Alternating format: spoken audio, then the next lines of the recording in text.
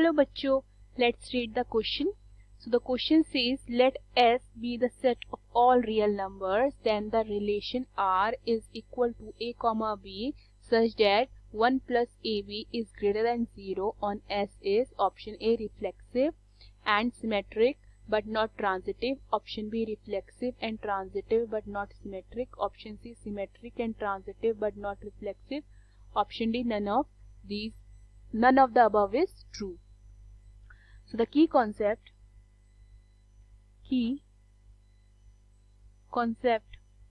of this question is, if X belongs to set R, so X comma X should also belong R, then it is reflexive. देखिए, अगर मैं reflexive के बारे में बात करूं, for a set to be reflexive, अगर X मेरा R को बिलोंग कर रहा है तो X कॉमा X मेरा R को अगर बिलोंग करेगा तो सेट मेरा क्या हो जाता है, रिफ्लेक्सिव. ओके. अगर मैं सिमेट्रिक के बारे में बात करूं, इफ X कॉमा Y मेरा बिलोंग कर रहा है R को, सो Y कॉमा X मेरा R को बिलोंग करना चाहिए. Okay. X comma Y R को बिलोंग कर रहा है तो Y कॉमा X मेरा R को बिलोंग करना चाहिए. अगर ऐसा होता है तो ये हो जाता है मेरा सिमेट्रिक. क्लियर. अगर मैं ट्रांजिटिव की बात करूं, अगर मेरा इफ X कॉमा Y मेरा R को बिलोंग कर रहा है, ऑल्सो Y कॉमा Z मेरा R को बिलोंग कर रहा है, सो मेरा X कॉमा Z भी किसको बिलोंग करना चाहिए, R को बिलोंग करना चाहिए. अगर ये ऐसा होता है तो मेरा सेट क्या हो जाएगा, transitive. Okay.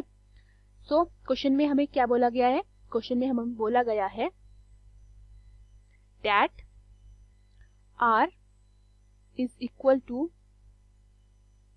A comma B such that 1 plus AB is greater than 0 on S. Okay.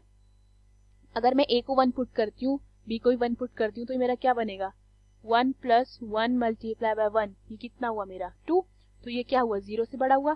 Clear.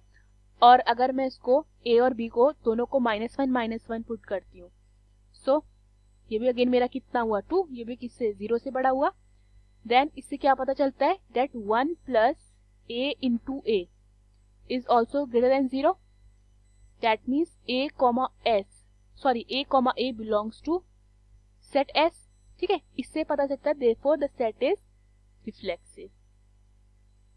Clear. तो ये मेरा रिफ्लेक्सिव होता है. अब अगर मैं इसे सिमेट्रिकली प्रूव करूं, सो 1 प्लस AB मेरा ग्रेटर देन 0 है. दैट मीन्स मेरा 1 प्लस BA भी ग्रेटर देन 0 होगा. ठीक है. इसका क्या मतलब हुआ, A comma B belongs to set S. That means मेरा B comma A also belongs to set S. तो ये क्या हुआ, देयरफॉर इट इज सिमेट्रिक. ये सिमेट्रिक भी होता है, सिमेट्रिक. क्लियर. अब मैं इसको ट्रांजिटिव के लिए चेक करूंगी. फॉर ट्रांजिटिव, अगर मेरे पास एलिमेंट्स A कॉमा B है, वो S को बिलोंग कर रहा है, ऑल्सो B कॉमा C मेरा S को बिलोंग कर रहा है, एंड सो मैं इसको ठीक से लिख देती हूँ. सो मेरा A कॉमा C S को बिलोंग करना चाहिए. ठीक है. तो इसको एग्जाम्पल से समझते हैं. अगर यहाँ पे मेरे पास element A is equal to 1 है, element B is equal to 0 ले लेती हूँ और एलिमेंट C को मैं -1 ले लेती हूँ. तो जब मैं 1 प्लस AB करती हूँ तो ये क्या हो जाएगा, ये मेरे पास होगा 1 प्लस 1 मल्टीप्लाई बाय 0 इज 0. सो ये क्या है मेरा, इज इक्वल टू 1, जो कि ग्रेटर देन 0 आ रहा है. ठीक है. देन अगर मैं 1 प्लस BC करती हूँ, वो क्या हो जाएगा, 1 plus 0 multiply -1 is 0 which is equal to 1. 1 plus 0 is 1 ना, तो ये भी क्या हो जाएगा, 0 से बड़ा हो जाएगा. अगर मैं 1 प्लस AC करती हूँ, ठीक है, तो ये क्या होगा, 1 एंड 1 मल्टीप्लाई बाय -1 इज -1. तो 1 - 1 कितना हुआ मेरा, 1 - 1 इज 0, जो कि क्या 0 से बड़ा हो सकता है, which is not equal to 0. ठीक है. 0 0 से बड़ा नहीं हो सकता.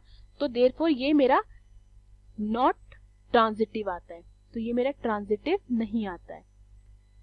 ये मेरा रिफ्लेक्सिव आता है, सिमेट्रिक आता है, ट्रांजिटिव नहीं आ रहा है। तो ऑप्शन चेक करते हैं। So the correct option is a, reflexive and symmetric but not transitive. Hope you understood the question. Thank you.